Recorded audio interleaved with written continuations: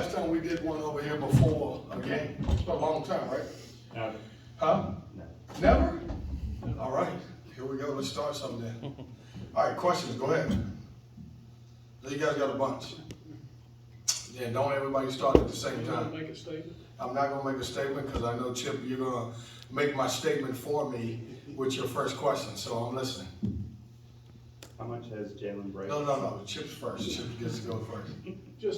Just to look at the Duke game, the biggest challenges you face in facing this team, obviously, they played well in their last game after a poor game they came back. Yeah, Chip, they got great size. They do a good job. They're playing a lot of people. I think when you look at the Wake Forest game, you know, they had two guys who were out for whatever reason. I think, you know, some type of, sickness. But they have great depth, and what they've been able to do is they've got a two-headed monster at the 5 position, and then they can go too deep at every position. And what's happening is now that they've got veteran guys that are playing with the young guys, and on some given nights, you know, the young guys are better because they're young and don't know what they don't supposed to know. But, you know, thus far, I think the older guys have been carrying them a lot. So it's a good team. They can get out in transition. They're long, they're athletic, they can defend you. And that's what, that's the biggest concern going into it. They got great size. I mean, we're not going to play against many teams that front court's got a 6'7" small forward and 2 7-footers at the 4 and 5. It just doesn't happen that way. Schematically, are they any different under Shy, or is it more of the same in terms of what they do?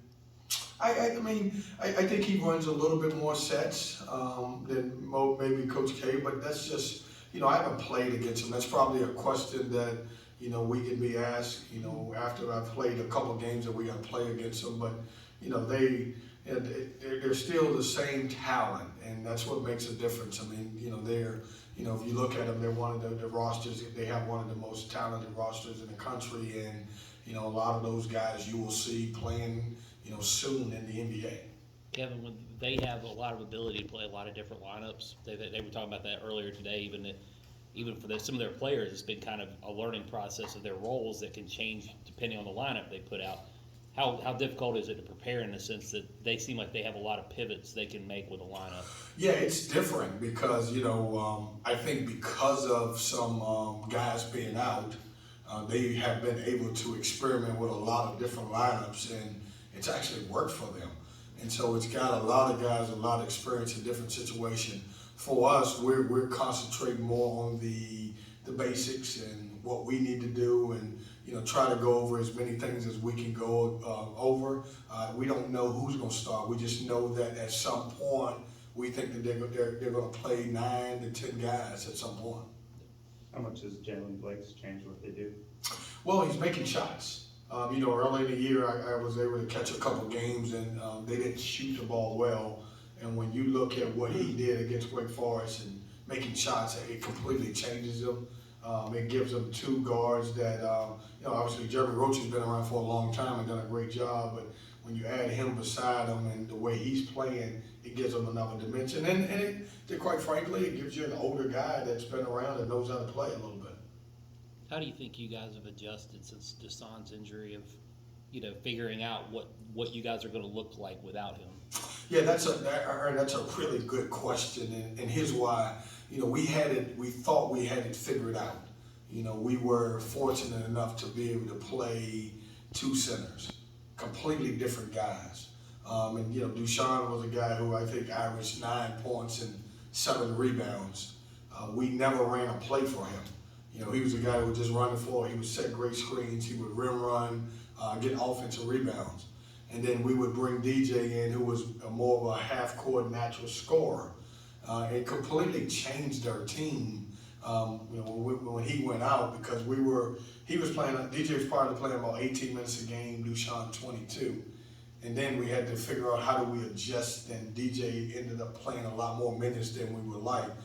The biggest adjustment is, even though unfortunately DJ got in foul trouble at Clemson, it did allow E.B. DeWanna to have a chance to play a few more minutes. And if we can get him playing 10 to 15 minutes and playing more of the Deshaun Mahorshik role, I think that'll help us. But it completely changed our team. because we thought we had it figured out. We had two guys that were completely different. We played a different way when both of them were in the game, and now it's changing. So I need Ernest Ross, I need EB DeWan, and those guys to step up and play the role of Dushan. What about as far as what you described as a guy you don't have to run sets for, that's almost like creates opportunity through energy?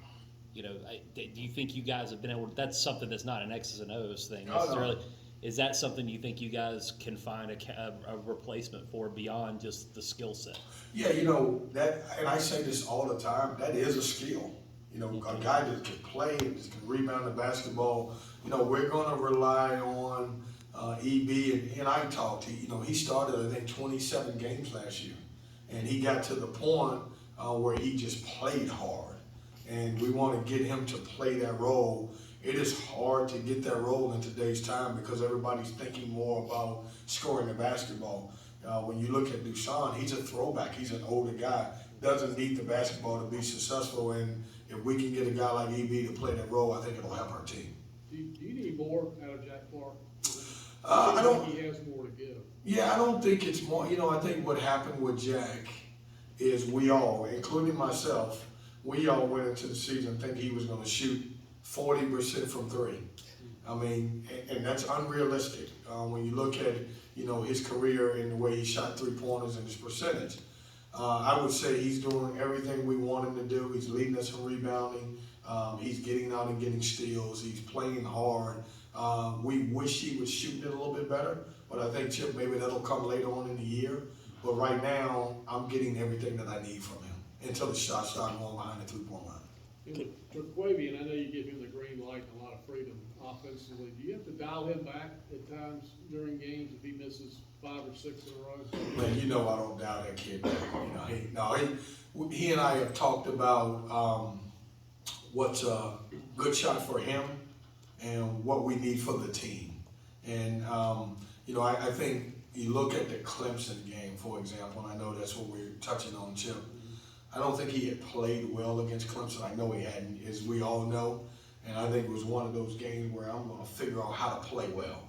And so for the most part, I think he's had an incredible year. His assists are 2-to-1 to turnovers, and he's really playing good basketball.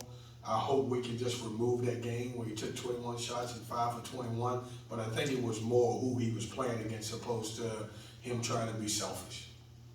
Coach, heading into your 7th match, the team at PNC has won 4 of their last 6, and it seems like this year the lucky number seems to be 70 points to get a win. What is your confidence level, and what is the team's confidence level heading into this game? I think we're in a good headspace. Our guys have worked the last couple of days, and obviously these are ACC games. It's a home opportunity. I said this to someone the other day. It's a little different than when I coached 4 or 5 years ago. We're playing 31 games. Obviously, we were doing something similar then, but every team has a quad attached to it. And so, we used to always say, if you go 500 in the ACC, it's a lot to get in the tournament. You look at it, I think Wake Forest won 13 games, it didn't happen. Now it's about quad opportunities. And, we have a good Duke team coming in that I think will be a quad 1 opportunity. And so I think our guys are looking forward to that and embracing the opportunity of playing an ACC team at home with a quad 1 opportunity. Is there any area of your team and their game right now where you feel like they're ahead of the curve going into this part of the schedule, the January part of the schedule? Anything that you didn't expect them to already be accomplishing through the first 2 months of the season? No, I wouldn't say. I think we're playing good basketball. I looked at on December the 22nd after we won the Louisville game that we were one of those teams that was fortunate enough to have 11 wins going into Christmas break, and it wasn't many teams in the country that way. We had played at that point. We played 14 games and we were 11-3, and so I think we have done some really good stuff. And now it's time to, obviously, we're concentrating on all conference games now. You're locked into opponents that and opponents that know you pretty well. But as far as we're ahead of the curve, I like the way our guys have played so far, especially when you add a lot of new pieces with Jarkel, with DJ Burns, with Deshaun, and also who did I forget? Jack Clark. And so I think, I think we're playing decent. I think we're like every team. There's a lot of things that we can improve on. But I got to be honest with you, I'm really happy with our guys where we at now. Would I like to have a different ACC record? But it's a long year. You think about this, we have 16 games left. And, we figured out right now how to get to 11 right now. And then we just got to kind of build on the ACC schedule. Kevin, it's been 5 years now since Ty Solomon from South Carolina State had that scary event on the PNC floor. How much of the memories of that come rushing back at all whenever you saw or heard what happened with DeMar Hamlin last night? Tough, emotional. It was, at certain times in sports, it becomes bigger than the sport that's going on right there on the field or on the court. And my prayers, I prayed. I got on my knees because, I experienced that firsthand with the young man from South Carolina State, and it's tough as a coach, as a player, as a family member, as anybody involved. And at that moment, you don't care about anything but the safety of the player. And the football and the basketball stuff, it doesn't matter at that moment because, you just want to make sure that he's okay. And so that was a tough moment for me. Do you recall how the first responders responded? Do you recall how that went and everything? And When we were here, yes. the first responders here were great. I mean, they did a great job. And I think I even made a comment after that situation that, these are folks that don't get enough credit. And we should be thanking them and praising them for what they do. And I'll take a moment again to say thanks for everyone in the country that is a caregiver and a first responder because, we take a lot of things for granted and we need those folks. So I appreciate everyone. Thanks, Coach. Thanks, guys. Thanks, Coach. Appreciate it.